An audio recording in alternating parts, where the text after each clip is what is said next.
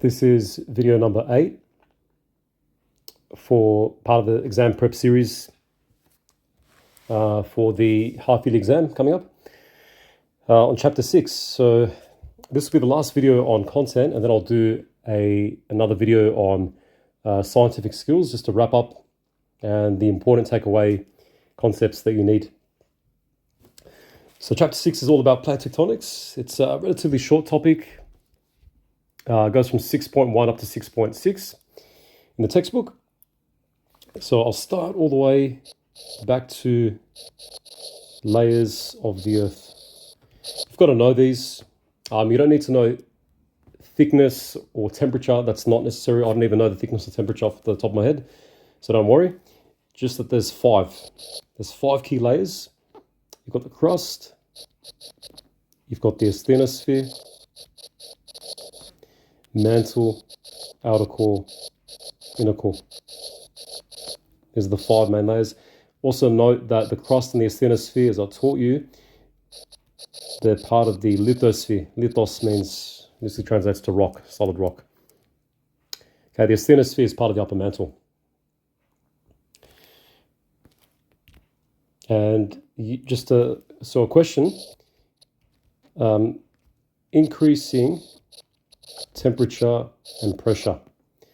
I want you to list the layers, the 5 layers, going from the lowest temperature and pressure to the highest temperature and pressure. And that should be a straightforward exercise. Okay, so just think about what happens as you go deeper into the earth. If you watch the movie Core, you'll know what I mean. So that's layers of the earth. Number 2. I'll ask one more thing as well. Another question. Increasing thickness. It's nice to know.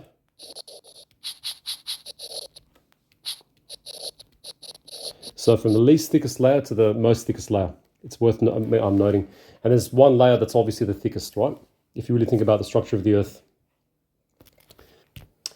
Okay, number 2. So you need to know the difference between magma and lava. It's very simple. Well, they're both actually semi-solid rock, okay? Half rock, half liquid. Magma is found inside the earth. Semi-solid found inside the earth. Lava is found outside the earth. Just think of a volcanic eruption. You see lava on the surface, right? So you need to know the difference between the two. Number 3, actually a question, you can do it. Name of scientist who proposed continental drift. The theory of continental drift, the fact that the continents, once upon a time, hundreds of billions of years ago, were once connected into a massive supercontinent called Pangaea. Okay? The surname would suffice. Okay? Number 4, 2 main evidence for continental drift. You need to know these. Very straightforward. Continents fit together like a jigsaw puzzle, and there are matching rocks and fossils found on different continents. Okay, for example, let's take the example of, fix these up. Draw Africa roughly. This is Africa. West coast of Africa and the east coast of South America. They were once connected because they fit together, number 1, like a jigsaw puzzle, and they've got matching rocks and fossils.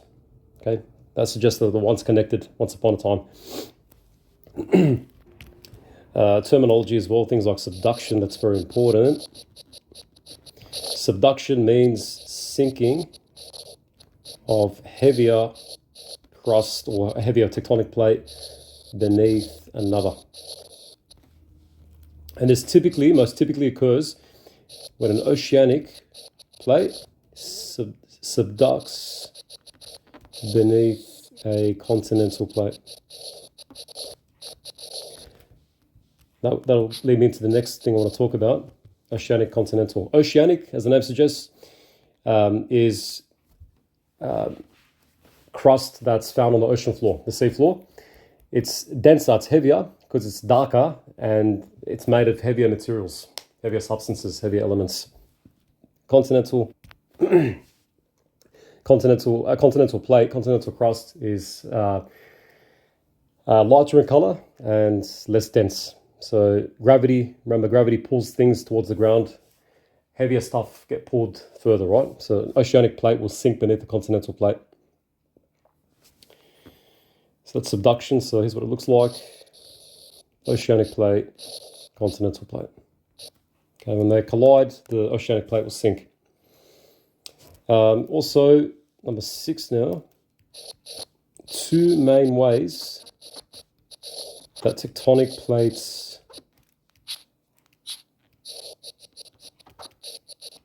move. You need to know these. Gravity and convection currents. Okay, gravity involves slab pull and ridge push. Okay, convection currents is when you've got rising magma, hot stuff rises, hits a tectonic plate, bottom of a tectonic plate. There's friction between them, and that causes it to move, and it then sinks. Okay, gets cooler. Okay, so I've got to define as well. I've got to mention mid-ocean ridge. You need to know that. And rifts. Mid-ocean ridge is a large underwater mountain range. Rifts are cracks along the mountain. So when magma rises through the cracks, through the rifts, it cools with time and it hardens and it settles on top of the older oceanic crust. Okay, the older oceanic crust is beneath it now, and you've got gravity will push the new crust formed from the cooling magma onto the older crust. It'll push it down. That's why it's called ridge push. It happens at the ridge. Slab pull is when the heavier crust gets dragged towards continental crust, let's say, and it sinks and it gets pulled downwards. That's slab pull. Okay, so it gets pulled towards subduction zones, a subduction zone, which is basically a sinking zone. So you need to know those processes. You also need to know seafloor spreading. It's essentially what I talked about. Mid-ocean ridge, rising hot magma. I should mention you've got 2 plates, oceanic plates, plate 1, plate 2. The rising hot magma comes through the rifts, the cracks. It cools and hardens, solidifies, and you've got new crust, and it spreads outwards. Okay, that's why it's called seafloor spreading. It's spreading outwards from the mid-ocean ridge. Okay, and opposite ends. Evidence for seafloor spreading includes magnetic stripping. It's worth knowing these. Sediment thickness and age of seafloor. Forgot one, that's all right. That should suffice. Don't want to ask you to list more than these, more than a few. Sediment thickness, so as you move away from the mid-ocean ridge, the crust gets thicker because there's new crust forming on top of old crust, and that combines, right? Age of the seafloor gets older as you move away from the mid-ocean ridge, right? It makes sense because the magma's cooling progressively with time, and with time things get older, right? As you move away from the mid-ocean ridge. Magnetic stripping, magma contains magnetite. Magnetite's an iron-rich substance, basically like a compass needle. It's got a north and a south. Think of it that way. Millions, if not billions, of magnetite are contained in magma, a slab of magma. As it moves and it hardens, when the magma hardens, the compass orientation freezes. So let's suppose the Earth once upon a time was in a north-south orientation, the magnetic field, as it was today. It'll be frozen as north and south, okay? A particular strip, slab of crust, new crust. Let's then suppose that, and it's also worth noting that the magma doesn't cool and harden all at once. It takes time. Some of it keeps flowing. So when the next bit flows, let's suppose Earth's magnetic orientation flips all of a sudden to south-north. Then the magnetite will flip to south-north, the compass needle, and it'll then harden into that configuration. So you get alternating bands, stripes of north-south, south-north, like that. And it's symmetric about the mid-ocean ridge. So that's seafloor spreading. Onto now earthquakes. So it's worth knowing what surface and body waves are. Okay, it's very simple. As the name suggests, surface waves are on Earth's surface. They're felt on Earth's surface. body waves are felt inside the earth. Okay, think of a body. Number 9, modified Michelli scale. Michelli intensity scale. This is a scale used to measure earthquakes. You don't need to memorize it. I haven't memorized it. It's not possible. So much information. You'll be given this in the exam for sure. You just need to know how to understand it, basically. It's very simple. The higher the intensity, more destructive. Okay, more destructive the earthquake, and the more energy is released. Earthquake with intensity 8 is more destructive than earthquake with intensity 2, right? So understand, know how it works. It's very simple. Also knowing how to label an earthquake. So know the parts of an earthquake. Know what seismic waves are. Okay, there's basically ripples. Earth is 3D, but I'm constricted here to 2D, so I'm drawing circles instead of spheres. They move out from a focus inside the Earth, and they spread out. These are seismic waves, and the point above the focus on Earth's surface where the earthquake is felt, that's called the epicenter, and the line that runs through the focus, that's called the fault line. So that's earthquakes. Onto volcanoes now. So volcanoes, actually before volcanoes, should have talked about plate boundaries. That's all right, I'll do it now. I should say before earthquakes. So plate boundaries, there's 3. You've got a convergent plate boundary, you've got a divergent, and you've got a transform. Convergent means come together, converge. Divergent, they spread apart. If I told you to diverge traffic, that means to get traffic to move away, right? Transform, they slide past each other. You need to know these basic definitions and the pictures. Convergent plate boundaries, you typically get things like mountains, okay, because they move up and they push up. Divergent, you get volcanoes, because when the ground opens up, magma comes up, right? Transform, typically earthquakes. So now onto volcanoes. Volcanoes is a pretty big chapter, so most likely they'll ask you some decent questions from that chapter, 6.5 in the textbook. So volcanoes, they can form at divergent boundaries, as I mentioned, but also at subduction zones, sinking zones. Okay, so divergent boundary is very simple. Suppose they ask you to explain. Basically, 2 plates, they move apart, they diverge, and that gives way for magma to rise, to channel up into the through the earth onto the surface. And at divergent plate boundaries, you've got what are known as, I don't know why they call them this, fissure volcanoes. Don't know how to pronounce it.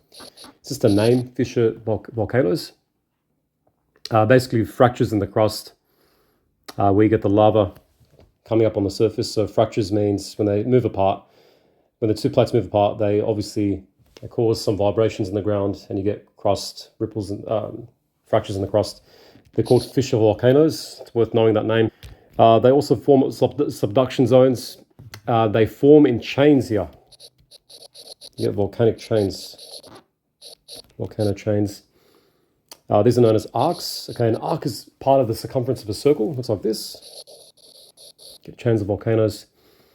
And they're very violent. Very important you know this. They're violent, as I mentioned in class, because of pressure. Pressure buildup of gases, okay? Pressure means how much stuff there is in a volume, okay? The more stuff, the more gas in a volume, the more pressure, okay? The more intense an explosion can occur. So pressure of gases, they can move up to the surface and cause explosive eruptions, okay? Very dangerous. And you get sticky lava. Sticky lava because it's so concentrated in a particular volume in the earth. So when it hits the surface, it doesn't really spread out much. Okay, and the volcanoes you get formed here are called stratovolcanoes. You must know this word. I'm going to emphasize here. Very important words you need to know. Fissure, just think of fracture, F for fracture. Strato, think of S for subduction. That's another way to put it. You get stratovolcanoes. You've also got volcanoes forming in the middle of tectonic plates. right in the middle, and this is due to a hotspot. Hotspot's basically a massive chamber of magma. It's a massive storage beneath the ground in a single location, and you get hotspot volcanoes here, also known as shield volcanoes. But hotspot volcanoes would suffice. Hotspot. Okay, single location, you've got moving tectonic plates, and when they come up over the hotspot and they're moving apart, you get magma rising, okay? And then those two plates can then move to either side, and then they can make way for two other plates coming by. They'll open up again, let's say, and magma will rise. So hotspot stays where it is. Tectonic plates on the surface are moving, and they channel, and the hotspot channels magma into those moving tectonic plates, giving rise to hotspot volcanoes. So they're the main volcanoes. Should also be familiar with the Ring of Fire. This pops up every single year. There's no surprises here, because this is basically where around 90% of all the world's volcanoes occur. It's a massive ring in the Atlantic Ocean. Oh, I should say the Pacific Ocean, my bad. It's in the Pacific Ocean, and it's around 75%, so about 3/4. Apologies for that. And you've got subduction. You've got subduction. So the Ring of Fire is along subduction zones. This is a subduction zone, a ring of subduction there. And so the Ring of Fire contains, if you go back to here, stratovolcanoes. Stratovolcanoes form at the Ring of Fire because you've got a subduction zone there. You've got two plates meeting, one sinking beneath the other. So that's it for volcanoes. Just make sure you know where they form and the names, very important. Okay, there's a classic questions they can ask you in the exam. Last but not least, technology. Technology is the last of the chapter 6.6, and you need to know seismic data, GPS, and tsunami warning systems. You need to know how they're used. It's very straightforward. Seismic data. If you have computers, you can model earthquakes. You can use seismic waves to model earthquakes, make predictions, and you can generate computer models, okay? GPS stands for Global Positioning System. It's basically a network of satellites orbiting the Earth, and they can tell you about locations of tectonic plates, okay?